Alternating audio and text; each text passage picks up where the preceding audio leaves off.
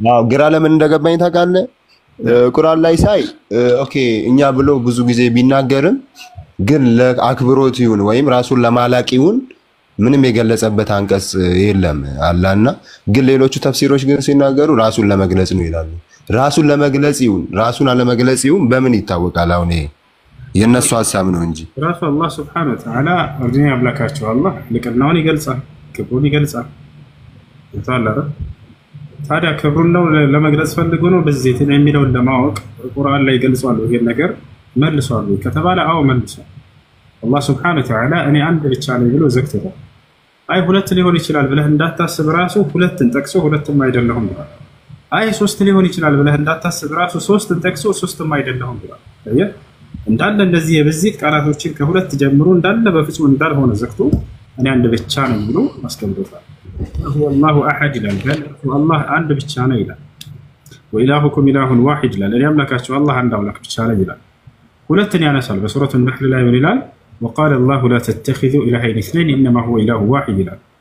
ሁለት አምላክ አድርጋችሁ አትያዙኝ ይላል አምላክ እኔ አምላካችሁ አላህ አንድ አምላክ ብቻ ነው ያለ ይናገራል። ሶስትንም ያነሳል ስላሴ ብሎ ወይንም ሶስት ብሎ ያነሳና ولا تقولوا ثلاثة انتهوا خيرا لكم إنما الله إله واحد ይላል። ሶስት ወይንም ስላሴ አትበሉኝ አለ። ከዚህ ንግግራችሁ ተቆጠቡ አለ ነው ከለከለ። በዚህ እንደሌለው ከለከለ። إنما الله إله واحد ብሎ ዘጋ። እኔ አምላካችሁ አላህ አንድ አምላክ ብቻ ነው አለ። ስለዚህ ስንትነቱን ገልጿል ወይ በብዚት ማንነቱን ከተባለ አላህ Subhanahu Wa Ta'ala እኔ አንድና ብቸኛ ነኝ ሁለትነትም የለኝም ሶስትነትም የለኝም ብሎ ዘጋግቶታል። የኔ ሐሳብ ምን እንደሆነ ታውቃለህ? የሆነ ሁለትነት ወይም ሶስትነትን ለመግለጽ ሳይሆን ከዛ በላይ ቢሆንስ? እሺ ኦኬ ሁለት አይደለሁም ብሏል፣ ሶስት አይደለሁም ብሏል። አራት ቢሆን አምስት ቢሆን ከዛ በላይ ቢሆንስ? ለምን በብዛነት ገልጿል? ወይ አንዴ አዳምጥ። አላህ Subhanahu Wa Ta'ala እንደዛ ሊሆን ይችላል ብለህ እንዳታስብ አንድ ብቻ ነኝ ብሎ ዘጋው። አንድ ብቻ ነኝ አለ። እንደ ሶስት ብለው የሚያነሱ ሰዎች ስላሉ ለነሱ ማነሳላቸው እንዳውም የስላሴያኖችን አንስቶ ነው አላህ Subhanahu Wa Ta'ala ስለ መሲሁ ነው ካነሳ በኋላ እኔ አምላካችሁ አላህ አንድ ብቻ ነኝ ሶስት አይደለሁም ማለት ወጣን አንድም ሶስትም ነው ብለህ ስለምታበው ነው ማለት ነው። አዎ እንትን ነው ምን መሰለህ አንድ ነኝም እኮ ብሏል። አዎ አንድ ነኝም እንዳለው ግን በብዛነት ግን ራሱንም ገልጿል ነው ሐሳቤ እኮ ሁለት ሐሳብ ነው የተምታታልኝ። አንድ አካል ራሱን በብዚት ስለሚጠራ ነው። አሁን ወደ መጽሐፍ እንግባ። አንድ አካል ራሱን በብዚት ይጠራል አይጠራም? እንደ መጽሐፍ ቅዱስ ይጠራል አይጠራም? እንደ ቁርአንም ይጠራል። ቁርአንም ከፈለክ ላሳይህ እችላለሁ። አንድ አካል በብዚት ይጠራል ቁርአን ወጣል አይደለ? መጽሐፍ ቅዱስም ላይ ልክ እንዲሁ አንድ አካል በብዚት ይጠራል። ይሄን ታውቃለህ አይደል? ለምንድን ነው በብዛነት የሚጠራው ነው አምላክ? በቁርአኑ ነው እንሂድና በቁርአኑ የሚለውን አንተ መልሰሃል ቅድም ምን አልክ? ከአንድ በላይ ስለሆነ ነው ብዙ ስለሆነ ነው ብለህናል አይደል? ስለዚህ እኔ ብዙ ስለሆነ ነው ማለት ብዬ እኮ አይደለም የደመደምኩት ብራዘር። ሊሆን ይችላል ነው ሊሆን ይችላል እያልክ ነው። እንደዚህ አይነት እንትን እንደሱ አያስኬድም። እንደዚህ ሊሆን ይችላል አላህ Subhanahu Wa Ta'ala ዘግቶታል። ሁለትም እንዳልሆነ ሶስትም እንዳልሆነ ዘግቶታል። ከዚያም በላይ ቁጥር ቢጠቀሰው አላህ Subhanahu Wa Ta'ala አንድ ብቻ ነኝ ብሎ በተናገረ የግዴታ ነው አምስት አይደለም 10 አይደለም ብሎ ቁጥሮችን መግለጽ አይጠበቅበትም። ብዜት እንደሌለው ከገለጸ አለቀ። የትኛውንም ብዜት የሚዘጋ የሆነ ሐስር የሆነ ቃል ነው። ኢነማ አላሁ ኢላሁ ዋሂድ ይላል። ኢነማ የሚለው ቃል እንዳረበኛ ከልመት ሐስር በቃ የሚያግድ ወይንም የሚገድብ የሆነ ቃል ነው። ከአንድ በላይ እንደሌለ እኔ አንድ አምላክ አላህ ብቻ ነኝ ብሎ ይገልጻል። ኢነማ የሚለው بالحصر አንድ በላይ በፍጹም ሊሆን እንደማይችል የፈለከው ቁጥር ብትጠቅስም ያንን ሊገልጸው እንደማይችል የሚዘጋበት የሆነ ቃል ነው። ስለዚህ አንድን ሁለትን ብቻ ሳይሆን ሶስትን ብቻ ሳይሆን ሁሉንም የሚያጠቃልል የሆነ ጥቅል ቃል ገልጿል አላህ Subhanahu Wa Ta'ala። ኦኬ ሐሳብን እንዳላቆራርጠው ብዬ ነውና ምን መሰለህ ብዜነቱን መግለጽ የፈለገው ለምንድን ነው እኮ አሁን የኔ ጥያቄ። ብዜት ብሎ የተረጎመልህ ማን ነው? እስኪ ከሙፈሲሮች ግለጽልኝ። ይሄንን እኛ የሚለው ብዜትን ለመግለጽ ነው ብሎ የተናገረ አንድ ሰው እስኪጠቅስ። ምን መሰለህ ቅድም ያው ሙፈሲሮችን መቀበል ግዴታ ስላለብኝ ቃሉን ብቻ የመቀበል ነው ግዴታ አለብኝ። አሳየኝ። ችግር የለም። ሙፈሲሮችን መቀበል የለብኝም። ችግር የለም። ሙፈሲር ላይ እንደሱ ብሎ የፈሰረልህ አንድ ሰው እስኪ ያው እየመለስኩልህ አይደለ? እሱ እኔ የሙፈሲሮችን መቀበልና ለመቀበል ግዴታ የለብኝም። አትቀበል፣ ችግር የለውም። ግን እንደሱ ብሎ ይፈታልህ ማን ነው? በምን ፍቺ ነው ያገኘኸው?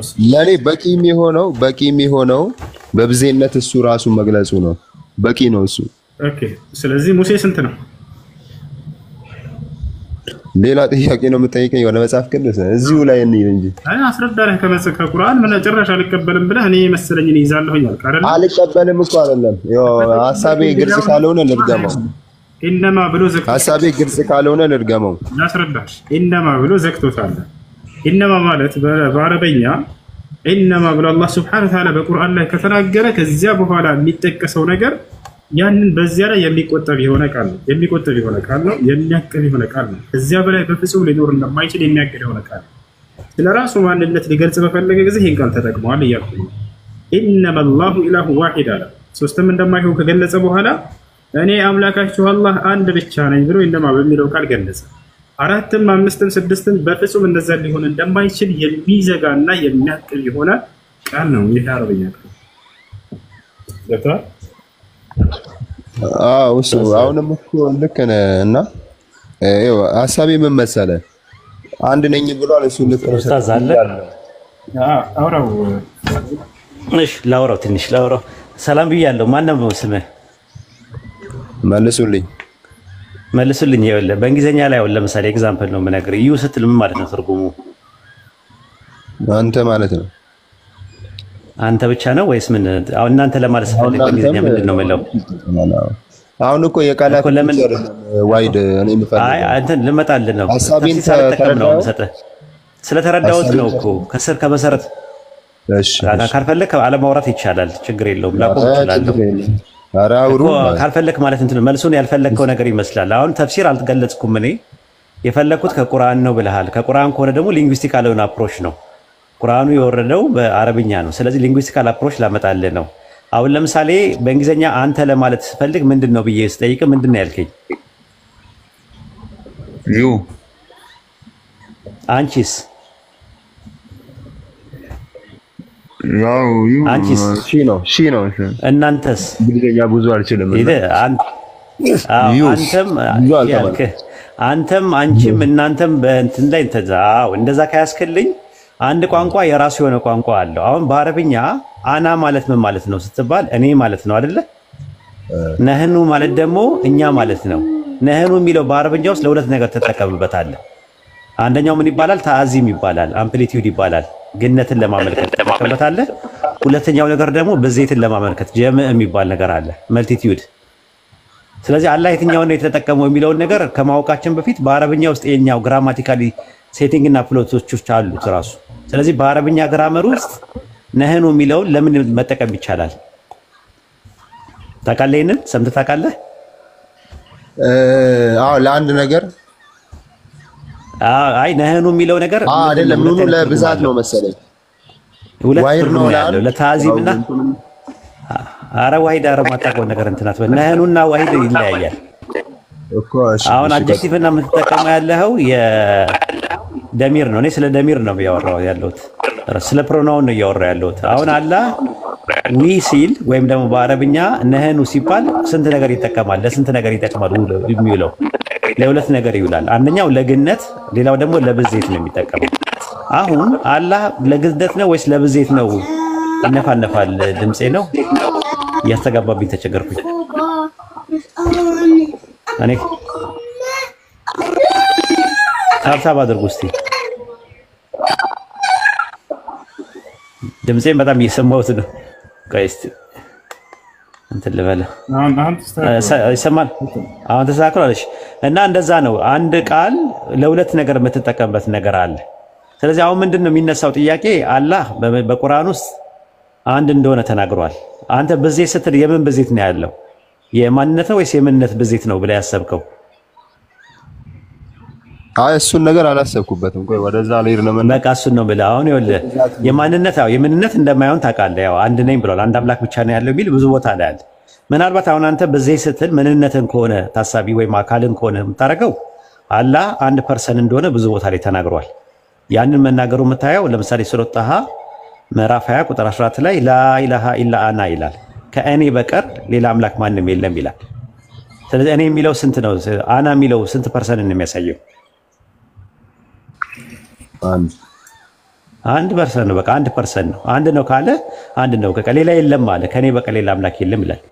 ሱረቱ ኢኽላስ ምዕራፍ 112 ቁጥር 2 ላይ ደግሞ ቁል ሁወላሁ አሐድ ይላል። ሁወ ይላል እርሱ። አየው ሲንጉላር ነው፣ ሙፍረድ ነው የሚጠቀመው። ስለዚህ አላህ 1% ብቻ ነው። እንደዛ ከሆነ ዋናው ነገር ጥያቄ የሚነሳው ታዲያ ለምንድን ነው የሚጠቀመው ሲባል በአረብኛ ግራመር ውስጥ ነህኑ የሚለው ቃል ለሁለት ትርጉም ይውላል። አንደኛው ለግነት ነው፣ አንደኛው ለብዜት ነው።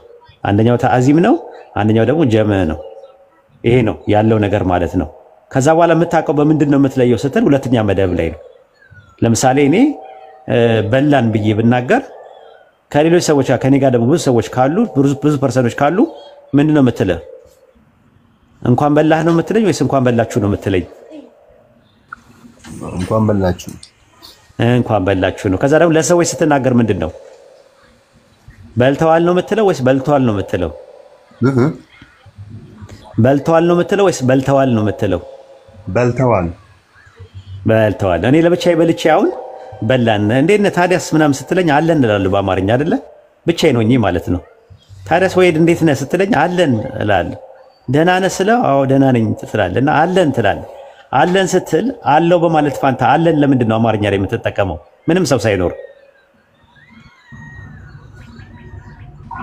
ያው እንትን ነው ታውቃለህ። አንዳንዴ ያው ይሄ ጊዜ ቋንቋዎች ምናምን ለግነት ቋንቋ ለግነት ተጠቀምበታለህ። አዎ አሁን ምንድነው ፖይንቱ? አላህ ታዲያ ለብዜት ነው ወይስ ለግነት ነው የሚለው መጠቀም የምትችለው የምታውቀው በምንድን ነው? አላህ ሁል ጊዜ ስለራሱ ሲያወራ አንተ እያለ ነው የሚያወራው። አንተ በአማርኛ አንተ የሚባለው አንቱም ተብሎ አያውቅም አለ በሁለተኛ መደብ። ስለ አላህም ሲያወሩ ነቢያቶችም ምን ብለው ነው? ሁወ ነው የሚሉት፣ እርሱ ነው የሚሉት። ሁም አይሉም፣ እነርሱ አይሉም። ስለዚህ አላህ ጋር ከአንድ በላይ የሆነ መልቲፕል ፐርሰን እንደሌለ የምታውቀው እነርሱ ተብሎ ተጠርቶ አያውቅም፣ እናንተ ተብሎ ተጠርቶ አያውቅም። በዛ ማወቅ ይቻላል ማለት ነው ግራማቲካሊ ስትመለከተው ማለት። በሀገራችን ሩቅ ሳትሄድ ታላቅ ሰዎችን ስታገኝ እርሶ እያልከ ነው የምታወራው። ከዛ በኋላ ደግሞ በሶስተኛ መደብ ደግሞ ስለሌላ ሰው ስታወራ እሳቸው እያልከ ነው የምታወራው። ስለዚህ አሁን ምንን ነው የሚያመለክተው ሲባል አክብሮትን ነው። ያ ማለት አንተና እርሱ የምትለው አነጋገር ማዋረድ ነው ማለት አይደለም። ትርጉሙ ማላቅን ነው የሚያሳየው። ምናልባት ሐሳብን አግኝቼ ከሆነ ከዛ በኋላ ኡስታዝ እንዳለው ወደ ባይብል ውስጥ ደግሞ እንገባለን ማለት ነው። ምናልባት እንትን ካለ ባይብል ውስጥም እንደዚህ አይነት የሚጠቀሙ ሰዎች አሉ ኢቨን ማለት ነው። ግራማ ልክ ነው። አሁን በቋንቋ ደረጃ የምትሄድ ከሆነ እኮ ትክክል ነው። የኔ ጥያቄ ግን በቋንቋ ደረጃ አይደለም የምጠይቀው። በቁርአን እኮ ማስረጃ ነው የሰጠው። ከቁርአን ነው የሰጠው። የቁርአን ማስረጃ ምንድን ነው የሰጠው? ቁርአን ራሱ የወረደው በምንድን ነው ይላል? በምን አረብኛ ነው የወረደው ይላል? በአረብኛ። በምን ቋንቋ ነው የወረደው ይላል? በአረብኛ ግራመር ነው የወረደው። ስለዚህ አላህ ያንን አረብኛውን ግራመር ተጠቅሞ ነው እኛን ኮሚኒኬት ያደረገ ማለት ነው። አረብኛ ቋንቋ ተጠቅሞ ኮሚኒኬት ካደረገን በአረብኛ ላይ በመጀመሪያ መደብ ላይ አና የነበረው ነህኑ ተብሎ ሲቀየር ለሁለት ነገር ጥቅም ላይ ይውላል። አንደኛው ተአዚም ይባላል፣ አንደኛው ደግሞ ጀምዕ ይባላል። አንደኛው ግነት ይባላል፣ አንደኛው ደግሞ በዜት ይባላል። ይሄ ነው ያለው ትምህርታችን ማለት ነው። ሊንጉስቲካል አፕሮች ነው የተጠቀምነው። ተፍሲር አልተጠቀምንም። ተፍሲር ሂስቶሪካል አፕሮች ነው። አይተህ ከሆነ ሄርሜኔቲክስ የሚባል ነገር አለ። የስነ አፈታት ጥናት ላይ ሊንጉስቲካል የሆነ አፕሮች አለ፣ ግራማቲካል የሆነ አፕሮች አለ፣ ቴክስቹዋል አፕሮች አለ፣ ኮንቴክስቹዋል አፕሮች አለ። አሁን እስካሁን ድረስ የተጠቀምነው ሂስቶሪካል አፕሮች አልተጠቀምንም። ሂስቶሪካል አፕሮች ማለት ሙፈሲሮች በዚህ ዙሪያ ላይ የሰጡትን ማብራሪያ ከሰበበ ኑዙል የሚባል ምናምን ነገር አላመጣንም። እስካሁን ያመጣነው ምንድነው? ሊንጉስቲካል የሆነ አፕሮች ነው። አውዱን ተመለከትን። ምን መልቲፕል ፐርሰን አለ ወይ እሱ ጋር ብለን ስንል የለም። መልቲፕል ፐርሰን ከሌለ ብዜትን ሊያመለክት አይችልም፣ ግነትን ነው የሚያመለክተው ብለን አለ። ከቋንቋ አንጻር በሀገራችን ያለው እና አንተ ብለህ የምትለውን ሰውዬ እርሶ ብለህ ስታከብረው እርሶ ትለዋለህ። አንዳንድ ጊዜ የእድሜ እኩያውም ሆኖ በጣም በእውቀት የምናከብራቸውን ሰዎች እርሶ እንላለን። እርሶ እያልን እናወራቸዋለን፣ እሳቸው እያልን እናወራለን። ያ ምንድን ነው የሚያሳየው? አክብሮትን ለማሳየት እንጠቀማለን። አንተ ብቻህን ሆነ እንዴት ነህ ወሂድ ስትለኝ አለን እላለሁ። ብቻዬን ሆኜ ገባ አለን አትልም፣ አለው አትልም፣ አለን ነው የምትለው በአማርኛ ላይ። ግን አለን ስል ከበስተኋላ ማንም ሰው ከኔ ጋር የለም። እንደዚህ አይነት ነገሮች አጠቃቀሞች አሉ። እና ዳንኤል ምዕራፍ 2 ቁጥር 36 ላይ ስትመለከተው ህልም የሚተረጉምለት ለናቡከደነፆር ህልም የሚተረጉምለት አንድ ሰው ታጣ ይላል። 1% ታጣ። መጨረሻ ላይ ዳንኤል ገባ። ከገባ በኋላ አንድ ሰው ተገኝቶ በንጉሱ ፊት አስገቡት። ከዛ የህልሙን ነገር ከነገረው በኋላ ምን አለ? የህልሙን ፍቺ በንጉሱ ፊት እናገራለን ያለው ወይስ እንናገራለን ብሎ ነው የተናገረው? ዳንኤል 2:36 ላይ አንብበው ወይስ አለ? ከፈለክ አንብበው፣ ግን እኔ በቃሌ ነው የምነግርህ። ፍቺውም በንጉሱ ፊት እንናገራለን አለ።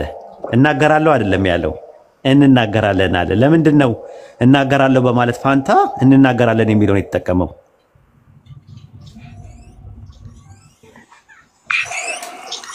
ብቻውን ነው የገባው። የመጽሐፉን ክፍል አላነበብኩም። ዳንኤል 2:36 ያዘው።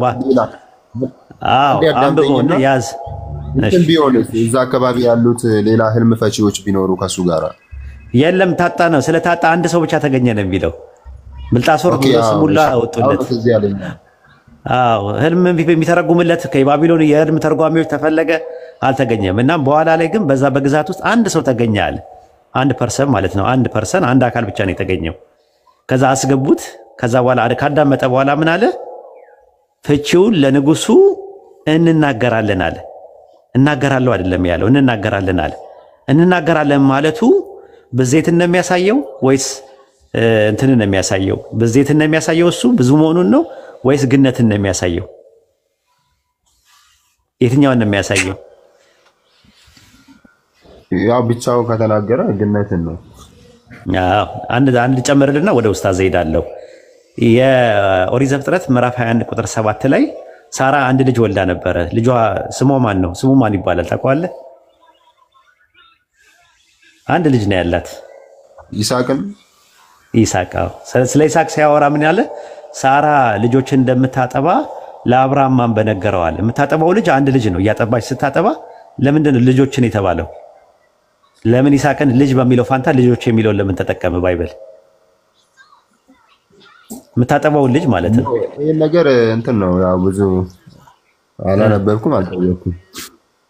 እና አለ ከጥንትም ጀምሮ አለ ለማለት ፈልጌ ነው። ውሳዝ መቀጠል ትችላለህ። ግን ዋይድ አንዴ ላቋርጦትና ወደ ውስጡ ሳንሄድ ይሰማል አይደል? ይሰማል፣ በደንብ ይሰማል። የብዛነትን ወይም የእኛነትን በዚህ ከገለጹልኝ ማለት ነው። የአንድነትን ለምን ሌላ ትርጉም አይኖርም ማለት? አሁን ለምሳሌ የብዛነት እኮ አንድነት ይኖራል። አንድ አካባቢ ለምሳሌ ኤሰንስ ላይ ኦንቶሎጂካል ወይስ ሜታፊዚካል ላይ አንድ አካባቢ ያሉት እንደ ቋንቋ ነው የምነግረው ያሉት ብዙ ሰው አንድ ብሔረሰብ ሊሆኑ ይችላሉ ተብሎ ራሱ ይጠራሉ ማለት ነው። ለምሳሌ አንድ የሚለው ቃል ባይብል ላይም ቁርአን ላይም አንድ የሚለው ቃል ለብዜትም ለአንድነትም አይውልም አይደለም። እሱማ አላህ እኮ ሰዎች ሁሉ አንድ ህዝብ ነበሩ ለሚለው ቃል አንድ ለሚለው የአረብኛው ቃል የገባው ዋሂዳ ነው የሚለው ቃል የሚጠቀመው ሙአነስ ሆኖ ነው የሚጠቀመው። አየህ ሙአነስ ሆኖ ነው የሚጠቀመው። ሙዘከር ሆኖ ደግሞ ሲውል ደግሞ ለአንድ ፐርሰን ላይ ይውላል። ለምሳሌ 30 የሚለው ቃል ቀደም ወላ ተቁሉ 30 ሲል ኡስታዝ 30 የሚለው 3 ነው። 3 ለሚለው ቃል ታመርቡጣ ይጠቀማል። አረብኛ ምናልባት እሱ ስለማታውቀው ሊሆን ይችላል። ታመርቡጣ ሲጠቀም ብዜትን ለማመልከት ይመጣል። ሙፍረድና ሙአነስ ሆኖ ማለት ለምሳሌ መላእክቶች ብዙ ናቸው፣ ግን ቃሉ የሚለውን ቃለት ተብሎ መጥቷል። ለምሳሌ ቃለት ማለት ለሴት ይመስላል እንዲህ ስትመለከተው። ስለዚህ አንድ የሚለው ቃል በአረብኛ ውስጥ ለህዝብ ይጠቀምበታል። ባይብል ላይም ኦሪት ዘፍጥረት ምዕራፍ 2 ቁጥር 24 ላይ ስትመለከተው ሁለቱ አንድ ስጋ ይሆናሉ ሲል አንድ ለሚለው ቃል የሚጠቀመው ብዜትን ለማመልከት ይመጣል። ዋሂዳ የሚለውን ይጠቀማል አረብኛው ማለት ነው።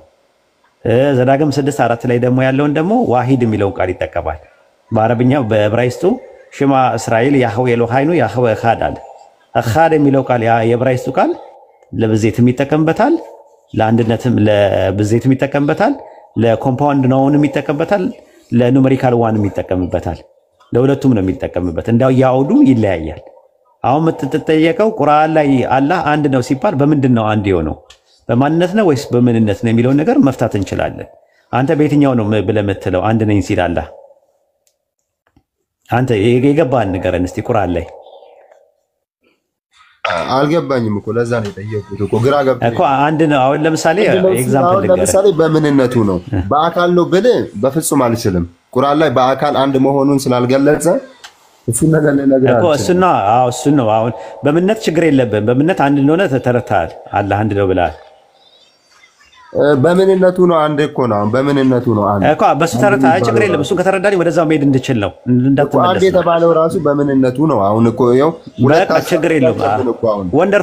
ወንደርፉል በጣም አሪፍ ነገር ነው። በቃ የነገርከኝ። አሁን ወደ ምን እንመጣለን? በምንነት አንድ እንደሆነ ችግር የለብኝም አልክ። አሁን በማንነት አንድ እንደሆነ ማስረጃ ልስጣ እኔ። እስኪ ምንነትና ማንነትን እስኪ ገለጽ አድርጉልኝ። አንዳንዴ ምንነት ማለት አንተ ምንድን ነህ? ለምሳሌ እኔ ሰው ነኝ። ሰው ምንነትህ ነው። አየህ መሰረትህ ነው። ማንነት ደግሞ ማለት መገለጫ ነው። አንተ ማን ነህ? እኔ መልሱልኝ ነኝ። እኔ ማን ነኝ? ዋሂድ ኡስታዝ ዋሂድ። እኔ የሚለው ነገር እኔ የሚለው ምንን ታሳቢና ዋቢ ያደረገ ነው? እኔ የሚለው ምንን ታሳቢና ዋቢ ያደረገ ነው? ማንነትን ነው ወይስ ምንነትን ነው? ማንነትንና ምንነትን ነው። አይ ምንነትንማ አይሆንማ። አንተ ምንድነህ ስልህ ሰው ነኝ ነው ያልከው። ለምን ሰው የሚለውን ይጠቀም? አዎ ማነህ ስልህ ደግሞ እኔ መለሰ ነኝ ስትል እኔ የምትለው ማንን ነው ተከታይ መጣችው? እኔ የሚለው መልሱልኝ። መለሰን ተከታው መለሰ ደግሞ ማንነት ነው ወይስ ምንነት ነው? ማንነት ነው። አሁን ገባ። አሁን ሱረቱ ጣሃ ምዕራፍ 20 ቁጥር 14 ላይ እኔ አላህ ነኝ ከእኔ በቀር ማንም አምላክ የለም ሲል እኔ የሚለው ማንነትን ነው ወይስ ምንነትን ነው? እኔ ሲል ማንነትን ነው አይደል? አሁን እንደተነጋገረው ማለት ነው። አና የሚለው የአረብኛው ቃል አላህ ነኝ ሲልስ ምንነቱ ነው? አላህ ማለት ኢስሙል ዓለምና ኢስሙል ዛት ነው። እሱ ችግር የለውም። ማለትም ፕሮፐር ኔም ነው እሱ ራሱ ማለት ነው። ዛቱ የሚያመለክት የሆነ ግልጽ እየሆነ እንዲሄድ እየተስማማን ብንሄድ ይሻላል። አሁን ምንድነው ስትለኝ፣ አሁን ለምሳሌ የኔ ምንነት የማንነትም የምንነትም ስሙ አላህ ነው። አላህ የሚለው አይደለም አሁን ጥያቄው። አምላክ የሚለው ከሆነ ወደ ጥያቄው ሳይሆን ቆይ እስኪ ግልጽ እየሆነ ይሄድ ብዬ እኮ ነው። ማንነት ስትለኝ አሁን ለምሳሌ እኔ ማንነት የሚገልጸው ምንን ነው? አካሌን ነው ነው ማን ራስን አይደንቲፋይ የምታደርግበት ነገር ነው። ምንነት ከሆነ ሰው ነህ ራሱ ምንነት ከሆነ ሰው ነህ ማለት ነው። በምንነት እኔ እናንተ ስንት ነን? አንድ ነን። በማንነት ስንት ነን? ኦኬ በማንነት ስንት ነን? እዚች ጋር ነው ግራይ ሁለት ነን። እኔ እናንተ አንተም የራስህ የሆነ አይደንቲቲ አለ። እኔ ብለህ የምትልበት አይደንቲቲ ራስን እኔ ብለህ አይደንቲፋይ ማድረግ ትችላለህ። እኔም አይደንቲቲ ማድረግ እችላለሁ። አሁን ጥያቄ የሚነሳው ምንድነው? እዚህ ጋር ቁጭ ብዬ አሁን ከኔ በቀር ማንም ቤት ውስጥ የለም ስል ምን ማለት ነው? ትርጉሙ ካንተ ሌላ ሰው የለም ነው። ሌላ ተጨማሪ ሰው የለም እኮ እንደኔ ኔቸር ያለው በቃ ሌላ ፐርሰን አለ ከኔ ውጪ ቤት ውስጥ ከኔ በቀር ማንም ቤት ውስጥ የለም ብዬ ብናገር የለም ከኔ በቀር ምንም የለም ብዬ ብናገርስ ያው ምንም የለም ማለት ነው። ድመት ውሻ ምናምን የለም ማለቴ ነው እንጂ ግን ሰው የለም ማለቴ አይደለም አይደለ? ምክንያቱም ማንነትን አይደለም የሚጠየቁት ምንነትን ነው አይደል? አላህ ከኔ በቀር ማንም አምላክ የለም ሲል ማንነትን ታሳቢና ዋቢ ያደረገ ስለሆነ እኔ የሚለው ማንነትን ነው ወይስ ምንነትን ነው የሚያሳየው? እዚህ ጋር እሱ ነገር ግልጽ አድርግልኝ እስኪ። እኔ የሚለው አሁን እኮ ነገር እኔ አይደንቲፋይ ነው አይደለ? አይደንቲቲ ነው አይደል? እኔ የሚለው ማንነትን ነው ወይስ ምንነትን ነው ታሳቢ የሚያደርገው? ስለ አይ ማንነትን ነው ታሳቢና ዋቢ የሚያደርገው አልከኝ። አላህ በሱረቱ ጣሃ ምዕራፍ 20 ቁጥር 14 ላይ ከኔ በቀር ማንም አምላክ የለም ሲል እኔ ብሎ ሲጠቀም አና የሚለው ቃል የሚጠቀመው ማንነትን ነው ወይስ ምንነትን ነው ብዬ ጠየቁ። የትኛውን ነው የሚጠቀመው? ማንነትን ነው። ስለዚህ ከኔ በቀር ሌላ ማንም የለም ካለ በቀር የምትለዋ ነገር አድቨር ወይም ደግሞ ተውሳከ ገሷ ከሱ ውጪ ሌላ ፐርሰን የሚባል ነገር አምላክነት ያለው ፐርሰን እንደሌላ አያሳይም? ያሳያል። ፐርሰን ምንድን ነው? ፐርሰን ራሱ ፕሮሶፖ ማለት ነው። እኔ የሚለው ነገር ማንነት እኮ ማንነት ከሆነ የለም እኮ እሱን ነው እኮ የምልህ። ስለዚህ ከአላህ ውጪ አምላክ የሆነ ማንነት ከሌለ አላህ በማንነት ስንት ነው ማለት ነው? በማንነት አንድ ነው ማለት ነው። ግን ስለዚህ በምን ጋር ይጋጫል ኡስታዝዬ? ከምኑ ጋር? ቅድም ካስረዳኝ ምንነትና ማንነት ጋር እኮ ይጋጫል። ቅድም ምንነት ማለት ስምን ነው የሚገልጸው። ለምሳሌ እኔ ምንድን ነኝ ብለህ ስጠይቀኝ ዋሂድ ነው አልኩ። ማንነት ነው እኮ ማንነት ነው እሱ ያልከኝ እኮ መለስ ተረሳለህ እንዴ አንተ ደግሞ እኮ ማንነት ነው። አሁንም ማንነት እኮ ነው። አሁን ስለምናወራውም እኔ የሚለው ማንነትን ታሳቢና ዋቢ ያደረግነው ብለን ዘግተን መጣን። አሁን ወደ ነጥቡ ስንመጣ ከነጥቡ ደግሞ መውጣት የለብም። ሱረቱ ጣሃ ምዕራፍ 20 ቁጥር 14 ላይ ከኔ በቀር ሌላ አምላክ የለም ሲል ማንም የለም ካለ እኔ የሚለው ማንነትን ታሳቢና ዋቢ ያደረገ ከሆነ ከሱ ውጪ አምላክ የሆነ እኔ የሚል ማንነት አለ እንደ ቁርአኑ? የለም የለም። ስለዚህ አሁን ምንድነው አላህ በማንነት ስንት ነው ማለት ነው? አንድ ነው። ወንደርፉል ጎበዝ። ሌላ ልጨምርልህ አንድ ሱረቱል ኢኽላስ ምዕራፍ 112 ቁጥር 2 ላይ ቁል ሁወላሁ አሐድ ይላል። በል እርሱ አላህ አንድ ነው ይላል። አሁን ሁለት ነገር ትመለከታለህ። ሁወ ማለት ሙፍረድ ነው ወይስ ጀም ነው? ነጠላ ነው ወይስ ብዜትን ነው የሚያመለክተው? ምን ማለት ሁወ እርሱ ማለት በል እርሱ አላህ አንድ ነው ይላል አይደል? እርሱ ሲል ነጠላ ነው የሚያመለክተው። ነጠላ ነው የሚያመለክተው። ስለዚህ አያ ነጠላ አገኘ። ደግሞ አሃድ የሚለው ቃል በቁርአን ውስጥ የሚመጣው ለፐርሰን ነው የሚመጣው፣ ለአንድ ፐርሰን ነው የምትጠቀምበት። ዋሂድ ምናልባት ልትጠቀም ትችላለህ። ለኮምፓውንድም ይጠቀማል፣ ለኑሜሪካል ዋንም ይጠቀማል። ቁርአን ላይ ለምሳሌ ህዝቦችን ኡማን ሲያመለክት እንዳልኩ ሙአነስ በሆነ ነገር መጥቷል፣ ዋሂዳ በሚል ነገር መጥቷል። አሁን ፖይንቱ ያለው ነገር ምንድነው? እዚህ ጋር ሲጠቀም ግን አሃድ የሚለውን ቃል ነው የሚጠቀመው። መጨረሻ ላይ ወለም የኩን ለሁ ኩፉወን አሃድ ይላል። ዜር ኢዝ ኖ ላይክ አንቱ ሂም አንድ እንኳን የለም አለ። አንድ ፐርሰን እንኳን እሱን የሚመስል ነገር የለም። ዘሴም ኔቸር ያለው ከሱ ጋር ቢጤ አምሳያ ተፎካካሪ ወደር እንኳን የለውም እሱን የሚመስል። በምን ደረጃ? በፐርሰን ደረጃ ማለት ነው። ፐርሰን የሆነ የሱን አምላክነት የሚጋራው የሱን አምላክነት የሚቋደም አጥብቆ የሚሰራው አላህ አንድ ነው የሚለውን ነገር በአምላክነቱ በፈጣሪነቱ በስሞችና በባህሪያቱ ላይ በጣም ተጠንቅቆ ያለ ፋይናል ሬቨሌሽን ነው። ራሱ የመጨረሻ ግልጠተ መለኮትም ስለሆነ በጣም ተጠንቅቆ ያለ ነገር ነው እስልምና ላይ። ይሄን ነገር ደግሞ የምታየው በመለኮታዊ ቅሪት በእናንተ መጽሐፍም ቁርአን ላይ በሱረቱል አሊ ኢምራን ምዕራፍ 3 ቁጥር 4 ላይ እናንተ የመጽሐፉ ሰዎች ወይ በእኛና በእናንተ የጋራ ወደሆነው ቃል ነው አለ። ሱረቱል አንከቡት ምዕራፍ 29 ቁጥር 46 ላይ ደግሞ ይላል የመጽሐፉን ሰዎች መልካም በሆነ ክርክር እንጂ አትከራከራቸዋል፣ እነዛ የበደሉ ሲቀሩ አለ። ነገር ግን ምን በላቸዋል? አምላካችሁ አንድ አምላክ ነው፣ እኛ ደግሞ ለእርሱ ታዛዦች ነን በሏል። የእናንተም አምላክ እኛንም አምላክ የፈጠረን አንድ አምላክ ብቻ ነው በላቸዋል። አምላካችሁ አንድ አምላክ ብቻ ነው፣ ወደ እኔ የሚወርድልኝ ራእይ ነው ብሎ ነው ረሱል ሰለላሁ ዐለይሂ ወሰለም እንዲናገሩ አላህ የነገራቸው ማለት ነው። ያን ነው የእናንተ መጽሐፍ ላይ በመለኮታዊ ቅሪት ላይ ስትመለከተው አንድ የሚለው ቃል ባይብል ላይ አለ። አንድ የሚለው ደግሞ በማንነት ነው በእናንተ መጽሐፍም ኦሪት ዘዳግም ምዕራፍ 6 ቁጥር 4፣ መጽሐፈ ኢዮብ ምዕራፍ 31 ቁጥር 15፣ ትንቢተ ሚልክያስ ምዕራፍ 2 10 እና ዘካርያስ 19 ላይ ብሉይ ኪዳን ላይ አራት ቦታ ላይ አንድ እንደሆነ ተነግሯል። ወደ አዲስ ኪዳንም ስትመጣ ማርቆስ ምዕራፍ 10 ቁጥር 18 ላይ፣ ማርቆስ 12 29 ላይ፣ አንደኛ ቆሮንቶስ 8 4 ላይ፣ አንደኛ ቆሮንቶስ 8 6 ላይ፣ እንደገና በተመሳሳይ ደግሞ ኤፌሶን 4 6 ላይ፣ ያዕቆብ ምዕራፍ 2 ቁጥር 19 ወደ 16 ጥቅሶች ላይ አምላክ አንድ ነው ይላል። የአንድ አምላክ የሚለው ደግሞ ኢየሱስን የላከው በእናንተ አብ የሚባለው አንድ አምላክ ተብሏል ማለት ነው። ከዛ አንጻር ነው እስካሁን ማንነትን ያየነው ምንነትን ያየነው እንዴ? አንተ ደግሞ ምንነት ላይማ አንድ ነው ብለህ ቅድም ዘግተህ አይደል የመጣው? ወደዚህ እንዳትመጣ። አይ ማንነት ላይ ነው ቅድም።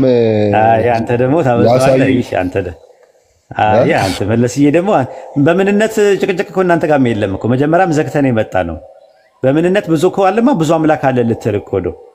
ብዙ አምላክማ እንደሌለ አንተም ታውቃለህ። ቁርአንም እንደዚህ አይነት ትምህርት እንደሌለው ታውቃለህ። እናንተ እኮ እየተከራከራችሁ ያሉት እኛና እናንተን የለየን በምንነት አንድ ነው ወይስ ሶስት ነው አይደለም እኮ። በምንነት አንድ ነው ብላችሁ ነው እናንተም እኮ የምታምኑት በኤሰንስ ኦንቶሎጂካል ማለት ነው። ችግሩ ምንድነው? እናንተ ሜታፊዚካሊ ሶስት ነው ብላችሁ ታምናላችሁ። እንዘ አሐዱ ሰለስቱ ወንዘ ሰለስቱ አሐዱ ይሴለሱ በአካላት ወይ ተዋሕዱ በመለኮት በአንድ ሲሆን ሶስት ነው፣ ሶስት ሲሆን አንድ ነው። በስም በአካል በግብር ሶስት ነው፣ በመለኮት በአገዛዝ ዓለምን በመፍጠር ደግሞ አንድ ነው ብላችሁ ነው የምታምኑት። ያን ያለያየን አንድ ነው የምትለው ነገር የጋራችን ናቸው ብሎ ነው ያስቀመጠው ቁርአን ላይ ሱረቱል አሊ ኢምራን ምዕራፍ 3 ቁጥር 64 ላይ ማለት ነው። እናንተ የመጽሐፉ ሰዎች ሆይ በእኛና በእናንተ የጋራ የሆነው ቃል ነው አለ። አንድ ነው የሚለው የጋራ ቃል ነው። ግን እናንተ ምን አደረጋችሁ? ሶስት ነው ብላችሁ አላችሁ። አንድም ነው ሶስትም ነው አላችሁ። እናንተ በእንግሊዝኛ ትራዩን ጋር ነው የምትሉት። አንድም ሶስትም የሆነ አምላክ ብላችሁ ነው የምታምኑት። ለምሳሌ እኔ አንተና ኡስታዝ ኡሱ ስንት ሰዎች ነን? ሶስት ሶስት ሰዎች ነን። አንድ ነን። ለምንድን ነው ሶስት ሰዎች ይሆን ነው? ምንነታችን ስለሚለያይ ነው። እና በምንነትማ አንድ ነን እኮ አንተም ሰው ነህ እኔም ሰው ነኝ። በማንነታችን ማለት እኮ ነው። ማንነታችን ስለተለያየ ማለት ነው። ስለዚህ ማንነታችን ስንት ሰው አድርጎናል? ስንት ሰው አድርጎናል ማንነታችን? ሶስታችንን ሶስት። ኦኬ። ስለዚህ አሁን ከፍጥረት በላይ ያለው ከሰማያት በላይ ያለው ስንት አምላክ አለ? አንድ አምላክ አለ። እርግጠኛ ነህ? ወንደርፉል። አንድ አምላክ ነው ያለው። ለምን ሶስት አላልክም? ሶስት አምላክ ለምን አላልክም? እንትን ነው አንድም ሶስትም ነው የሚባለው እኮ። አይ ሶስት ለምን ስንት አምላክ ነው ያለው? ሶስት አካል አይደለም የሚገለጸው። ስለዚህ እኔ አንተ ውሱ አንድም ሶስትም ነን። አይ እናንተማ አይደላችሁም። አይኛው ሚስጥር ነው የአምላክነትንና ይሄንን አንድ ላይ እንዴት እናምናለን? ኧረ በምንነት አንድ አይደለን እንዴ? በምንነት እኮ አንድ ነን እኮ መለስዬ እኮ በምንነት አንድ እኔም። ስለዚህ በምንነት አንድ ከሆንን ለምን አንድ ሰው ለምን አላልከንም? ለምን ሶስት ሰው አረከን? እንደዛ ከሆነ እኮ ቅድም እንደተነጋገርነውም እኮ አንድ መባል እንችላለን። ብዙ ብሔረሰብ አንድ ነን ብለናል እኮ። አይ ተመልከት እንግዲህ አሁን ማንነታችን ስለተለያየ ስንት የሚለው ምን ታሳቢና ዋቢ ያደረገ ነው? ማንነትን ታሳቢና አሁን ስንት ሰው ነው እዚህ ግሩፕ ላይ ያለው ብለህ ብትጠይቅ ጭንቅላት ራሱ አይቀበለውም። አንድ ሰው ነው አትልም። 2300 ሰው ነው ያለው ብለህ ነው የምትናገረው። ለምን ያ የስንት ሰው ስትል ስንት የምትለዋ ነገር አካልን ታሳቢና ዋቢ ስለሚያደርግ ማለት ነው። አሁን ከሰማይ በላይ ከፍጥረት በላይ ሶስት አካላቶች ካሉ ስንት አምላክ ነው ያለው ስለ አንድ አምላክ ማለት አትችልም። ለምን ስንት የሚለው ቃል አካልን ታሳቢና ዋቢ አድርገ ሲጠይቅ 2300 ሰው ነው ያልከኝ። ትንቢተ ዳንኤል ምዕራፍ 3 ቁጥር 23 ላይም እንደዛ ነው። አናንያ አዛሪያና ሚሳኤል የሚባሉ ሶስት ሰዎችን ስንት ሰዎች ነው ያለው? ተዋተ ዝም በል። ስንት ሰዎች ናቸው ያሉት አለ? ሶስት ሰዎች፣ ሶስቱ ሰዎች ነው የሚለው። ለምንድን ነው ሶስት የሆኑት ሲባል በአካል ሶስት ሆኖ ነው። አዎ በምንነት አንድ ናቸው። አናንያም ሰው ነው፣ አዛሪያም ሰው ነው፣ ሚሳኤልም ሰው ነው። እንደዛ ነው ያለው። አይ ቲንክ እኔ ብቻዬን እንዳላወራ በሞኖፖል እንዳልይዘው ውሳዝ አለ ውሳዝ አለ። እግረ መንገድን እዚሁ ላይ አንድ ጥያቄ ልጠይቅህ። ቅድም ባልከው ላይ ችግር የለውም ጠይቅ። እንደው ይህንን በግልጽ ይቃወሙ ይሁን እንደ ቁርአን ስላሴን ተመልከ አንድም ሶስትም ነው የሚለው ነው። ሶስት ነው አትበሉ ይላል ሱረቱ ኒሳ ምዕራፍ 4 ቁጥር 171 እና አስተምሮውን በግልጽ አሁን አስተምሮ ነው ሶስት ነው አትበሉ ይላል። ነበር ስለምታውቀው እናንተ የመጽሐፉ ሰዎች ሆይ እውነትም በውሸት ምንድን እናንተ የመጽሐፉ ሰዎች ሆይ በሃይማኖታችሁ ወሰን አትለፉ ይልና አልመሲሳ ያለ መልእክተኛ ብቻ ነው እያለ ያወራና ሶስት ነው አትበሉ ይላል። የመጽሐፉ ሰዎች የሚላቸው እዛ ጋር ማንን ነው አውዱ የሚናገረው? ክርስቲያኖችን ነው ወይስ አይሁዳኖችን ነው? ያው የመጽሐፉ ሰዎች አለምን ሆነ እዛ ጋር አውዱ ላይ አይሁዳኖችን አይደለም። አይሁዳኖችን ሁለቱንም አንድ ላይ የሚናገርበት አለ። ለምሳሌ ሱረቱ አለ ኢምራን ምዕራፍ 3 ቁጥር 71 ላይ እናንተ የመጽሐፉ ሰዎች እውነትን በውሸት ለምን ተቀላቅላላችሁ ሲል ሁለቱንም ነው የሚያመለክተው። ሱረቱ አንከቡት ምዕራፍ 29 ቁጥር 46 እንዲሁም ደግሞ እንትን ላይ ያለው ሱረቱ አለ ኢምራን 364 ላይ የመጽሐፉ ሰዎች ሲል ክርስቲያኖችና አይሁዶችን ነው የሚያስበው። ሱረቱ ኒሳ ምዕራፍ 4 ቁጥር 155 ላይ ደግሞ አይሁዳኖችን ነው የመጽሐፉ ሰዎች ከሰማይ እንትን ያዟል ሙሳንም እንደዛ ብለውት ነበር ሲል እንደዛ ሲሉት የነበሩት አይሁዳኖች ናቸው። ክርስቲያኖችን አያመለክትም እሱ። ሱረቱ ኒሳ ምዕራፍ 4 ቁጥር 171 ላይም እናንተ የመጽሐፉ ሰዎች ወይ በሃይማኖት ወሰን አትለፉ እያለ ሶስት ነው አትበሉ እያለ የሚያወራው አይሁዳኖችን ነው ወይስ ክርስቲያኖችን ነው? አንዴ ላንብባት ጥቅሷን። እሺ አንብበው። 371 አቡኪ ያለ ጥቅስ የሚያወጣልን ሰው አንድ ሰው ቢኖር ደግሞ ጥሩ ነው እንዲያገዝ። አቡኪ ያለ የኢብራሂም ቤተሰብ ነው ያልከኝ። ሱረቱ ኒሳ ምዕራፍ 4 ቁጥር 171 ከኢምራን ቀጥሎ ማለት ነው። እሺ ኢብራሂም ቤተሰብ ቀጥሎ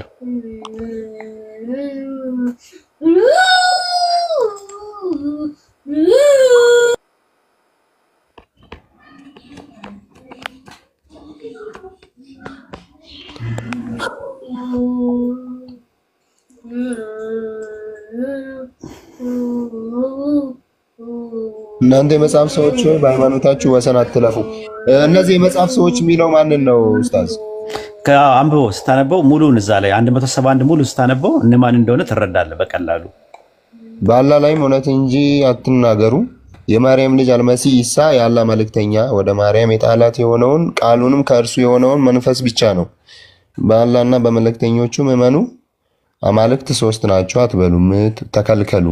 ለእናንተ የተሻለ ይሆናልና አላህ አንድ አምላክ ብቻ ነው። ለእርሱ ልጅ ያለው ከመሆን የጠራ ነው። በሰማያትና በምድር ያለው ሁሉ የእርሱ ነው። መመኪያ በአላህ በቃ ይላል። ስለዚህ አሁን ልጅ ወልዷል የመጽሐፍ ክርስቲያኖችን ነው የሚያመለክተው። ምክንያቱም ስለ አልመሲህ ያወራል። ሶስት ነው አትበሉ ይላል። አይሁዶች ሶስት ነው ብለው ያምኑ። ልጅ ይዟል ወይም ደግሞ ልጅ ወልዷል የሚሉት ክርስቲያኖች ናቸው። አይሁዶች ጋር እንደዚህ አይነት ትምህርት የለም። ይሄ ኦንቶሎጂካሊ ልጅ አለው ብለው ያምኑ እነሱ። ሜታፊዚካሊ እና አናሎጂካሊ ልጅ አለው ብለው ያምናሉ። ፈንክሽናሊ ልጅ አለው ብለው ያምናሉ። ያ ደግሞ አናሎጂካል ተርም ነው በወቅቱ የነበረው ማለት ነው። አሁን ምንድነው ነጥቡ? እዛ ጋር ሱረቱ ኒሳ ምዕራፍ 4 ቁጥር 171 ላይ ያለው ስለ ክርስቲያኖች ሲያወራ ቁርአን በወረደበት ሰዓት ላይ የነበሩ ክርስቲያኖች 90% በስላሴ ያምናሉ። ስላሴያቸው ደግሞ የነሱ ደግሞ ሁለት አይነት ስላሴ ነው ያለው። ማርያማውያን የሚባሉ ክርስቲያኖች አሉ፣ ያዕቆባውያን የሚባሉ ክርስቲያኖች አሉ። ያዕቆባውያን የምትላቸው ሚኒስትሪም ክርስቲያኒቲ ናቸው። ሚኒስትሪም ክርስቲያኒቲ ምንድነው የሚያምኑት? ሶስት ነው የሚሉት። ማንን ነው? አብን ወልድንና መንፈስ ቅዱስን ነው። ያንን የቱ ጋር ታገኘዋለህ? ተፍሲሩ ኢብኑ አባስ ሱረቱ ማኢዳ ምዕራፍ 5 ቁጥር 73ን ሲፈስር የፈሰረበት ቃል ማለት ነው። እንደገና ደግሞ እዛው ላይ ደግሞ ስትመለከተው ሶስት ነው የሚሉት ደግሞ አባትን እናትና ልጅን ብለው የሚሉ አካላቶች አሉ። እነማን ናቸው? ኮላድሪያን የሚባሉ አሉ፣ ወይም ደግሞ ማርያማውያን የሚባሉ ክርስቲያኖች አሉ። ያንን ደግሞ ተፍሲሩ ጀላለይን እዛ ጋር የተወሰኑ ሴክቶች አብን ወልድንና እናትን አባትን እናትንና ልጅን የስላሴ አባላት ናቸው ብለው ያምናሉ። የፖስታቲስ ዩኒየናቸው የነሱ ወይም አቃን የሚባሉት ሶስት ናቸው። እናት ልጅና እንትን ማለት ነው። ከግብጽ ነው። ከግብጽ ስላሴ ነው የመጣው። ኦስሪስ አይሲስና ሆረስ ከሚባለው ማለት ነው። የነዚህኞቹ ደግሞ የመጣው ደግሞ ከሂንዱ ስላሴ ነው። የሂንዱ ስላሴ ብርሃማ አባት፣ ቪሽኑ ልጅና ሲባ መንፈስ ቅዱስ የሚባሉ ሶስት አካላቶች አሉ። እነዛ ሶስት አካላቶች ደግሞ አንድ አምላክ ናቸው። በምንነት አንድ ናቸው፣ በማንነት ደግሞ ይለያያሉ ብለው ያምናሉ ማለት ነው። ይሄን ይመስላል። እና ይሄ መጽሐፍ አሁን የሚቃወመው የትኛውን ነው? ሁለቱንም በአንድ ላይ የአብ የወልድ የመንፈስ ቅዱስን ነው። ሁለቱንም ነው ያለው። አሁን ለምሳሌ ስትሮማን ፓላስ ይሰራላ። አንድ ነገር ሲነገር ሲከለክል ሁሉንም ነው የሚከለክለው። ሁለት እንትኖች ግሩፖች አሉ። ሁለቱንም ነው በአንድ ድንጋይ ሁለት ወፍ ነው ቁርአን እንትን ያለው። አሁን ለምሳሌ እነዛ ሶስት አካላት የሚባሉት ብለው ቁርአን አብን ወልድን መንፈስ ቅዱስን ቢዘረዝር ኖሮ እነዛ በማርያም እንትን የሚሉት እንትን ይላሉ ማለት ነው። በማርያም ማርያማውያን የሚባሉት ይቃወማሉ። እኛ ማናምንበትን ስላሴ ቁርአን ገለጸ ብለው ሊቃወሙ ነው። ተመልከት እንግዲህ። እንደገና ደግሞ እነዛ ስላሴ የሚባሉት አብ ወልድና ማርያም ናት ደግሞ ቢል ደግሞ የነዚህኞቹ ያዕቆባውያን የሚባሉት የስላሴ አማኞች ደግሞ ይነሱና እኛ ያላለውን ነገር አለ ይላሉ። ስለዚህ ቁርአን በደፈናው ምን አደረገ? ሶስት ነው አትበሉ አላቸው ክርስቲያኖችን። በወቅቱ የነበሩ ክርስቲያኖችን ሶስት ነው አትበሉ አላቸው። 90% በስላሴ የሚያምኑትን ክርስቲያኖች ሶስት ነው አትበሉ አላቸው። ስለዚህ ሶስት ነው አትበሉ ሲላቸው የጋድ ሄድ ውስጥ ያሉት ሜምበር ውስጥ ያሉት ሶስት አካላቶች እነማን ናቸው የሚለውን ነገር በአንድ ድንጋይ ሁለት ወፍ ነው የመታው። ሶስት አትበሉ የሚለው ራሱ በምንድን ነው? አሁን እኮ በማንነት በአካልም ይሁን በምንም በመለኮትም ይሁን ስላልገለጸው 30 የሚለው ቃል አካልና ታሳቢው ነው የሚያደርገው። 30 የሚለው ቃል ታመጣው ነው የመጣው። በምን ይታወቃል? ጀመ ሆኖ ነው የመጣው። ቅንፍ ውስጥ የተጨመረው ነው የሚለው። አማልክት የሚለው በቅንፍ ያለው ነገር ነው። እናንተ አማልክት ስለምትሉ ማለት ነው። ለምሳሌ ዘፍጥረት 1:1 ላይ በረሺት ባራ ኤሎሂም ኤታ ሸማኢም ወኤታ አሬስ ይላል አይደል? በመጀመሪያ ኤሎሂም ሰማይና ምድርን ፈጠረ ይላል አይደል? ዘፍጥረት 1:1 ላይ አማልክት የሚለውን ኤሎሂም ማለት ምን ማለት ነው? ትርጉሙ ታውቀዋለህ? አማልክት ማለት ነው። አማልክት የሚለውን ለማን ነው የምትጠቀሙት እናንተ? አማልክት የሚባለው ያው ለሌሎች አካላት አማልክት አጋማኛ ዘፍጥረት አማልክት በመጀመሪያ ሰማይና ምድር ፈጠረ ሲል ዘፍጥረት 1:1 ላይ አማልክት የሚለው ለማን ነው የምትጠቀሙት እናንተ?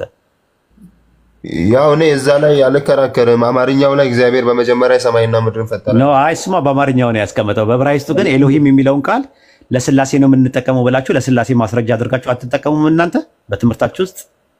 አይ እኔ እሱን አልከራከርም። ያው እንትኑን ስለማላውቅ ነው። አይ በትምህርታችሁ ውስጥ የለም እኮ ነው። አሁን ዘፍጥረት 1:1 ላይ ኤሎሂም በመጀመሪያ ሰማይና ምድርን ፈጠረ ሲል ኤሎሂም ማለት አማልክት ማለት ከሆነ ትርጉሙ አማልክት የሚለውን ቃል ለሶስቱ አካላት ትጠቀሙበታላችሁ ወይስ አትጠቀሙበትም? ይሄ ነው ጥያቄው በትምህርታችሁ ላይ። ትክክለኛው ትርጉም ከሆነ ልንጠቀመው እንችላለን። ግን ምን መሰለህ ሌላ እኮ ለስላሴ ብዝሃነት ለስላሴ ብዝሃነት አማልክት የሚለውን ትጠቀማላችሁ አትጠቀሙም ነው ጥያቄው። እሱን አንጠቀምም። ለምን ትጠቀማላችሁ እንጂ በትምህርታችሁ ላይ የትኛው የስላሴ ትምህርት ላይ አማልክት የስላሴ ትምህርት ኮርስ ነው የሚባለው? አይ የስላሴ አምላክ ነው የሚባለው አውቃለሁ። ግን ስላሴ ላይ ኤሎሂም የሚለው ቃል አማልክት ነው። አማልክት የሚለው ደግሞ የሚያሳየው ለአብ ለወልድ ለመንፈስ ቅዱስ ነው። አብ ወልድ መንፈስ ቅዱስን ሶስቱን አካላት ነው አማልክት እያለ የሚጠራው ባይብል እያላችሁ የስላሴ ትምህርት ላይ አታስተምሩም እንዴ? ምን ተውስነት አይ እንግዲህ አልሰማውም። ኡስታዝ ሶኬት እንደሰማው ወይ አንተ ደግሞ ወይ አንተ አልሰማውማ ማስረጃ መሆን አይችልም እኮ በጠይቀና አይን። ስለዚህ ቁርአን አሁን ኤኒዌይ እኔ እኮ የጠየቅኩ ምንድነው እኔ አሁን በመጽሐፍ ነው የመጣውልህ ሱረቱ ኒሳ ምዕራፍ 4 ቁጥር 171 ላይ አማልክት የሚለው በቅንፍ ውስጥ ነው ያለው። እንግሊዝኛው ላይ የለም። ለስላሴ የለማ ብራዘር አለ ነው የምልህ እኮ ስላለማ ነው አማርኛ ተርጓሚዎች እዛ ያስቀመጡት በቅንፍ ለምንድን ነው የተቀመጠው? እሺ ምን ተስኖትዬ እዚህ ቁርአኑ ላይ ነው በቅንፍ ለምን ተቀመጠ? አረብኛው ላይ የለም፣ እንግሊዝኛውም ላይ የለም። ለምን በቅንፍ አስቀመጡት የአማርኛ ተርጓሚዎቹ? አይ ጠይቄ ነበር ይሄንንማ የተመለሰልኝ እንግዲህ ያው የሙፈሲሮች አመለካከት ተብሎ ነው የተመለሰልኝ። ኖ አይ ተርጓሱ ተርጂም ነው። ተፍሲርና ተርጂም ደግሞ ይለያያል። ምን ተስኖትዬ ተርጂም ሌላ ነገር ነው፣ ተፍሲር ሌላ ነገር ነው። ስለ ተፍሲር አይደለም ተርጂም ነው። ይሄ እኮ ተርጂም ነው፣ ተፍሲር አይደለም እኮ። በአማርኛ በእንግሊዝኛ በተለያየ ቋንቋ በፈረንሳይኛ የምታገኘው ነገር ተርጂም ነው፣ ተፍሲር አይደለም። ስለ ተፍሲር አይደለም እኔ የጠየቁት ጥያቄ። ተርጂሙ ላይ ሲተረጉሙት ሱረቱ ኒሳ ምዕራፍ 4 ቁጥር 171 ላይ ሲተረጉሙት ምን ብለው ነው የተረጎሙት? ለምንድን ነው አማልክት የሚለውን በቅንፍ ያስቀመጡበት ተርጓሚዎቹ? ትራንስሌሽን ነው እያወራሁ ያለው እኮ። ለዛ ነው የአማርኛ ተርጓሚዎቹ እናንተ እንደዛ ብላችሁ ስለምትቀበሉ ነው። ትምህርታችሁ ላይ ቴዎሎጂያቸው ላይ ዘፍጥረት ላይ ብሉይ ኪዳን ላይ ስለ ስላሴ የሚያወሩ ጥቅሶች ተብለው ቁጥር 1 መጀመሪያ የሚጀምረው ዘፍጥረት 1:1 ነው። ከዛ ዘፍጥረት 2:16 ዘፍጥረት 1:26 ከዛ ዘፍጥረት 2:18 3:22 11:6 18:1 ዘዳግም 6:4 ምናምን እየተባለ ወደ 10 ነው 12 ጥቅሶች ትጠቅሳላችሁ ብሉይ ኪዳን ላይ ስላሴን ያሳያል ብላችሁ። በጣም ከምትወዱት የስላሴ ትምህርትና ጥቅሳ መካከል የመጀመሪያው ኦሪት ዘፍጥረት 1:1 ላይ ያለው ነው። ዘፍጥረት 1:1 ላይ በመጀመሪያ ኤሎሂም ሰማይና ምድርን ፈጠረ ሲባል ኤሎሂም የሚለው ቃል አማልክት የሚለው ስላሴን ያሳያል። ባራ የሚለው ነገር ቃል ወይም ደግሞ ፈጠረ የሚለው ቃል ደግሞ አንድነታቸውን ያሳያል። አንድነትና ሶስትነትን ያሳያል ብላችሁ ከምታስተምሩ ትምህርት በቴዎሎጂ ደረጃ መካከል የመጀመሪያውና ግንባር ቀደሙ ዘፍጥረት 1:1 ነው። ስለዚህ ከዚህ አንጻር እናንተ ሶስት ነው አትበሉ ሲል አማልክት ሶስት ነው አትበሉ ሲል አማልክት የምትሉት አብን ወልድን መንፈስ ቅዱስን ሶስት ነው አትበሉት፣ አላህ አንድ አምላክ ብቻ ነው እያለ ነው ያለው። በሱረቱ ማይዳ ምዕራፍ 5 ቁጥር 73 ላይ ደግሞ አላህ ሶስተኛ ነው ያሉ ካደዋል። ከሶስቱ አንዱ ነው ያሉ ዋን ኦፍ ስሪ ብሎ ከሶስቱ አንዱ ነው። ወይም ደግሞ በጋዴድ ውስጥ ያለው አንድ ተብሎ የሚባለው ኢየሱስን የላከው ዘፋዘር የሚባለው ብላችሁ እናንተ የምትሉት በእኛ አላህ ብለን የምንለው አላህን ከሶስቱ አንዱ ሳይሆን አንድ አምላክ ብቻ ነው፣ እሱ ነው አንድ አምላክ እንጂ እሱ ከነዚህ ከሶስቱ አባላቶች ውስጥ አንደኛው አባል አይደለም እያለ ነው ቁርአን እየተናገረ ያለው። ግልጽ ነው? እሺ ግልጽ ነው። አላደክምም ዋይድ እስኪ አንድ ችግር የለውም። አይ እኔ እንደውም ትንሽ ግራ ይገባኝ እንደዚህ አይነት የትምህርት ሰፊነት እያለ እያወቀ አምላክ ለምንድን ነው በግልጽ ስለ ማርያምም ማለት ቅድም ስለነገርከኝ ሁለት አመለካከት አለ ባድርገዳ ሁለቱንም ማስቀመጥ አይጠበቅበትም። እሺ አይ እኔ እንደኔ እንኳን ያው የአምላክ ቃል ስለሆነ ቢያስቀምጥ ምን ችግር አለው የሚል ሐሳብ አለኝና ደፍሮ ለምን አላስቀመጠም የሚል የአብን የወልድን የመንፈስ ቅዱስን ስማቸውንም ገልጾ ያንንም የስላሴውን ትምህርት ተቃውሞ ለምን አላስቀመጠም የሚል ሐሳብ አለኝ እንደኔ ማለት። ለምን ያስቀምጣል? ባይብል በግልጽ ያላስቀመጠውን ነገር እኮ እናንተ አትበሉ እኮ ነው የሚለው እኮ ያላችሁት እናንተ ነው። መጽሐፉ ቢል ኖሮ በግልጽ ያስቀምጠው ነበር። መጽሐፉ ላይ እኮ ነው ችግሩ ያለው። መጽሐፉ አይደለ በእናንተ እኮ ባይብል ላይ የተበረዘ መጽሐፍ መሆኑ አለመሆኑ ብቻ አይደለም፣ ግን መጽሐፉ ላይ ያለ አይደለም። አሁን መጽሐፉ ላይ ያለውን ነገር እርማት የሰጠበት ጉዳዮች አሉ። ሱረቱ ማይዳ ምዕራፍ 5 ቁጥር 48 ላይ ስትመለከተ የበፊቱ መጽሐፍ የሚያረጋግጥና በላዩ ላይ ደግሞ ተጠባባቂ ነው ይላል። ሙሃይሚን ነው ይላል። ሱፐርቫይዘር ነው ይለዋል። ኮሬክተር ነው ይለዋል። አራሚ ነው ይለዋል። ሙሃይሚን ማለት አራሚ ማለት ነው። ሱረቱ ኒሳ ምዕራፍ 4 ማለት ሱረቱ አሊ ኢምራን 371 ላይም እናንተ የመጽሐፉ ሰዎች ሆይ እውነትን በውሸት አትቀላቅሉ፣ እውነትንም እያወቃችሁ አትደብቁ እያለ ይናገራል። እውነትን በውሸት መቀላቀል ማለት ምንድነው? ከአላህ ዘንድ ያልወረደውን ነገር ቀላቅለው ነው። በርዘት ላይ ሲሆን ወይም ተህሪፍ ላይ ሲሆን በዚህ መልኩ ያስቀምጠዋል። አሁን ግን እየተናገረ ያለው እነሱ በአፋቸው ስለሚሉት ነገር ነው። ሱረቱ ኒሳ ምዕራፍ 4 ቁጥር 171 ላይ አትበሉ ነው ወላ ተቁሉ ነው የሚለው። አትበሉ ነው ያለው። እነሱ ያሉትን ነው ያሉትን ነገሮች ደግሞ ምንድነው? ሁለቱም ሶስት ነው ብለው ይላሉ። ሁለቱም ግሩፖች ግን ሁለቱም የሚሉት ዝርዝር ያለውን ነገር አንደኛውን ቢያስቀምጥ ችግር ይፈጠራል። ለምሳሌ አብን ወልድን መንፈስ ቅዱስን ብሎ ቢያስቀምጥ ማራማያን ተነስተው ስትሮማን ፋላሲ ይሰራብን ይላሉ። ቁልሞማዊ ጸጻጸጸብን ይላሉ። ለምን? እኛ ምናምነው ስላሴ እኛ ስላሴ አብ ወልድና ማርያም ናቸው ብለው ክርክር ይነሳል። አሁን ደግሞ እንደገና ደግሞ አብ ወልድና ማርያም ብሎ ቁርአን ቢያስቀምጥ እነዛኞቹ ደግሞ ሚኒስትሪም ክርስቲያኒቲ ይነሱና አይ የስላሴ አባሎች እኮ አብ ወልድ መንፈስ ቅዱስ ናቸው፣ ጋዴል በገጻዊ መለኮት ውስጥ ያሉ ሶስት አካላቶች እነዚህ ናቸው። ስለዚህ ስትሮማን ፋላሲ። ስለዚህ ቁርአን ምን አደረገ? ምንድነው ያደረገው? በአንድ ድንጋይ ሁለት ወፍ እንትናል ማለት መታ። ከዛ በኋላ ምን አለ እዛው ላይ አላህ አንድ አምላክ ብቻ ነው። ቅድም ውስጥ ሲነግረ ኢነማ የሚል ነገር ይጠቀማል። ኢነማ ምትል ምንድናት? አጀክቲፏ ማሰሪያ ናት። በደንብ አድርጋ ጥፍንግ አድርጋ ነው ያዘችው። አላህ አንድ ፐርሰን ብቻ መሆኑን ለማሳየት ሶስት የሚባለው ፐርሰን ወይም ሶስት የሚባለው ጋዴል ውስጥ ሂፖስታቲስ ዩኒየን የሚባለው ነገር ወይም ደግሞ ፕሮሶፖኖቹ ሶስቱ ፕሮሶፖኖቹ ትክክል አይደሉም ብሎ ነው ያስቀመጠው። ስለዚህ በእናንተ ሶስት ፕሮሶፖን አለ አይደለ? ምን ተሰኖት ይሄ ሶስት ፕሮሶፖን አለ። ስለዚህ ሶስት ፕሮሶፖኖችን መጥቶታል። በቃ አለቅ እና ማንኛውም ሰው ሲመጣውን ሶስቱ ፕሮሶፖኖች ከሌ ነው ካለ ቁርአን በአንድ ድንጋይ ሁለት ወፍ መጥቷል ማለት ነው። ሙፈሲሮቹ ደግሞ ከሌ እንደዚህ ብለው ያምናሉ፣ ከሌ እንደዚህ ብለው ያምናሉ ብሎ ሁለቱንም ግሩፖችን ደግሞ አስቀመጡልን። ቁርአን ግን በጥቅል ነው ያስቀመጠው። በጥቅል በግርድፉና በሌጣው አስቀምጦልናል። ተፍሲር ላይ ደግሞ ደርዝና ፈርጅ ባለው መልኩ ተቀምጧል ማለት ነው። ይሄን ይመስላል። አይ የሌላ ሰውን ቦታ እንዳልይዝ አመሰግናለሁ። ግን እንደ ሐሳብ ትንሽዬ ነገር ልናገርና ምን መሰለህ፣ አሁንም እኮ መናገራቸው አይቀርም እነሱ። እኔም ብሆን እናገራለሁ። ለምን እንደሆነ ታውቃለህ? ቁርአን የኛን ስላሴነት አልተቃወመም ብሎ ቢናገሩ ራሱ እኔ እንጃ ምንም እንትን አይሆነ ስህተት አለባቸው ብዬ አላስብም። ለምን ክርስቲያኖች አላ ክርስቲያኖች ብሎ እስካለ ድረስ ክርስቲያኖችን ብሎ የመጽሐፉ ሰዎች ብሎ ስፔሲፋይ አድርገው ክርስቲያኖች እስካለ ድረስ ክርስቲያኖች እንደዛማ ከሆነ እኮ እንትኖችም ይነሳሉ እኮ አንዳንድ ጊዜ ጆባይትነሶች ይነሳሉ። እንደኛ እኮ በስላሴ አናምንም ለምንድን ነው ክርስቲያኖችን የሚቃወሙ ብለው አንዳንዴ ይቃወማሉ። እንደ አይነት ነገር ተቃውሞም ይደርሳል ድረስ በስላሴ የማያምኑ ክፍሎች እንዴት ክርስቲያኖች ይላሉ እኮ እኛ አለን ምናምን ይላሉ። ቁርአን መምታት የሚፈልገውን ነገር መጥቷል። የመጽሐፉ ሰዎች ሲል ክርስቲያንና አይሁዶችን የሚያመለክበት ቦታ አለ። ከዛ ክርስቲያኖችን ብቻ የሚያመለክትበት አለ። ከክርስቲያኖችም ደግሞ ስፔሲፋይ አድርጎ ስሞልስ ፓርቲክል ፊርቃዎችን የሚያሳይበት አለ። አንጃዎችም ማለት ነው። ሴክቶችና ዲኖሚኔሽን የሚባሉትን ሊያመለክት ይችላል ማለት ነው። እና በደንብ አጥና። ሌላ ጊዜ የፈለከውን ጥያቄ ሊስታውት አድርግና በወረቀት ላይ ጻፍና ናና ማንኛውም ጥያቄ እናስተናግድ። ፎሎ አድርገኝ። በነገራችን ላይ አርግ ያለው ረነ ቆይቻለሁ። በቃ ፎሎ አድርግና እንትን በለኝ። ላይቭ ስንገባ ኡስታዝ ሱም ቤት ሲሆን እኔ ቤት ከከፈትኩኝ ሌላም ቦታ ከከፈትኩኝ መማማር መነጋገር እንችላለን። የፈለከውን ጥያቄ በክርስትናም በእስልምናም ዙሪያ መጠየቅ ትችላለህ። የጥያቄ ፉንጋ የለውም። እንደ ዳገት የሚያዳገት እንደ ቁልቁለት የሚያሽቆለቁል የሚባል ጥያቄ የለውም። ጥያቄ እንደ ጥያቄነቱ ከመጣ መልስ መስጠት ግድ ይላል ማለት ነው። እህል ቅጠል አይደለም የሚባል ጥያቄ የለውም። በጨዋ ደም በጨዋ ስርዓት መጥተው ለሚጠይቁን ለማንኛውም ሰዎች መድረካችን ክፍት ነው። እሺ እሺ እሺ እሺ።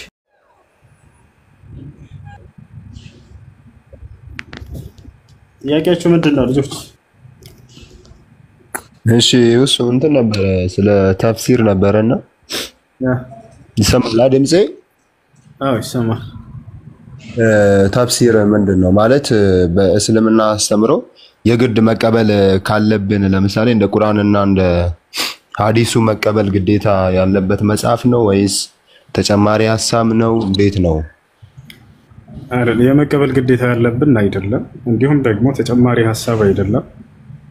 በቁርአን ላይ የሚጨምር ምንም አይነት ሐሳብ የለም። ነገር ግን እዚያ ላይ ቁርአን ላይ የሚገኘውን መብራራት የሚያስፈልጋቸውን ቃላቶች የሚፈታ የሆነ የሚያብራራ ነው። በዚህ ውስጥ ላይ ተፍሲርን ስታዩ ጊዜ አንደኛ ቃሎችን የሚፈቱ የሆኑ ተፍሲሮች አሉ። ለምሳሌ አረበኛ ቃላቶቹ ነው ፍች የሚያስፈልጋቸው ማለት ነው። የአረቦች ሊያውቋቸው ይችላሉ። ሌላው ማህበረሰብ ደግሞ አረብ ያልሆነ እነዚያ ላይረዳቸው ይችላል። እነዚህን ቃላቶች የሚፈታ አለ። ገብታችኋል? አንደኛ እሱ ነው። ሁለተኛ ሙፈሲሮች ተፍሲር ላይ ሲያስቀምጡ ጊዜ የሰዎችን ሁሉ አነጋገር እዚያ ላይ ሊጨምሩ ይችላሉ። በዚህ ላይ አይሁዶች እንዲህ ብለዋል፣ ክርስቲያኖች እንዲህ ብለዋል እና ሰዎች እንዲህ ብለዋል ብለው ያስቀምጣሉ። እምነታቸው ግን ምንድነው ከተባለ ቁርአን ላይ ያለው እምነት ነው። ገብቷል አይደለ? ለምሳሌ አልገደሉትም አልሰቀሉትም የሚለውን አንቀጽ ያነሳና ኢማሙ ጠበሪ ወይንም ኢብኑ ከሲር ሌሎች ወቃለት اليهود ወቃለት الناس አይሁዶች እንዲህ ብለዋል፣ ክርስቲያኖች እንዲህ ብለዋል፣ ወቃለት طائفة من الناس ከሰዎችም እንዲህ አሉ ብሎ ሊዘረዝር ይችላል ያን ሁሉ። ነገር ግን የሰውየው ድምዳሜ የትኛው ነው ታዲያ የሚለውን ለማወቅ የቁርአን ላይ የሚገኘው ነው እምነታቸው። አይ አልገደሉትም አልሰቀሉትም የሚለው እንደ ምሳሌ ነው የምነግራቸው። አሁን እዚህ ጋር ምን ያደርጋሉ ሰዎች ተፍሲር ላይ ይሄ እንዲህ የሚል ቃል አለ ቁርአኑ ጋር የሚጋጭ ብለው ያነሱላቸዋል። ታቻው አይደል? ያ ተፍሲር ላይ ያለው ሙፈሲሩ ያነሳው ሰዎች እንዲህ ይላሉ ብሎ የሰዎችን አቅዋል ነው እዚያ ቦታ ላይ የሚያነሳው እንጂ የእርሱ እምነቱ ነው ማለት አይደለም። ያ ይሄን ያስራል። አሁን ማለት ቢፈቱትም የሆነ ምንም እንትን ለውጥ አያመጣም ማለት ነው። በቁርአኑ ላይ ቢተረጉሙትም አይተረጉሙትም። ለምሳሌ የትኛው? አይ አሁን ባስረዳኝ እንደዛ ማለት ነው ወይ ብዬ ነው የጠየቅኩ። አዎ ያ እምነታቸው እነዚህ ሙፈሲሮች ቁርአን ላይ የተጻፈው ነው። ነገር ግን እዚህ ቦታ ላይ የተፍሲርን አጻጻፍ እየነገርኩህ ነው። ሙፈሲሮች ታሪክን ያነሳሉ፣ እስራኤልያቶችን ያነሳሉ፣ የሰዎችን እምነት በዚያ ላይ ሰዎች በዚያ ላይ ያላቸውን አመለካከት ሙሉ ያነሳሉ። ለልአማነት العلميه ለእውቀት እምነት ሲባል እነዚህ አካሎች ምንም ሳይደብቁ ሁሉንም ያወሩታል። ገብቶሃል አይደል? ከዚያ ቦታ ግን ትክክለኛው እምነታቸው የትኛው ነው የሚለውን ለማወቅ ያው ቁርአን ላይ ያለው ነው። መጨረሻው ላይ ድምዳሜ ላይ ይናገራሉ። ገብቶሃል አይደል? ይሄ ሙስሊሞች አካሄድ ነው እና እዚህ ላይ የሰዎችን አመለካከት ሊገልጹ ይችላሉ። ያ ማለት ግን ያ እምነታቸው ነው ማለት አይደለም። እሺ ኦኬ። አሁን ለምሳሌ ትርጉም ማይኖራቸው ሊኖሩ ይችላል። ለምሳሌ አሁን አንተ እንዳልከኝ የኢሳ መሰቀል ብዙዎቹ ተፍሲሮቹ የተለያየ ሐሳብ ቢያስቀምጡ አንዱ ከወታደር መካከል ነው፣ አንዱ ደግሞ አስቆረጡኝ ይሁዳ ነው ቢል እሱ የሆነ ትርጉም ላይ ሊኖረው ይችላል። ዋናው የሚፈለገው ምንድነው የኢየሱስ ክርስቶስ የኢሳ ለመሰቀል ነው። ግን ለኔ ግን አንዳንድ ትርጉም አላቸው ብዬ ማስባቸዋለሁ። ከዛ መካከል ምን እንደሆነ ታውቃለህ? የአላህ ብዝሃነት በብዝሃነት መናገሩ ተፍሲሮች ሲፈስሩት ምንድነው የሚሉት የሆነ ራሱን ለማላቅ ነው ይላሉና እሱ ነገር ትንሽ እኔ ላይ ግን ግራ እየገባኝ ነው። ለምንድን ነው ግራ የገባ? አንድ አካል ራሱን በብዜት መግለጽ አይችልም።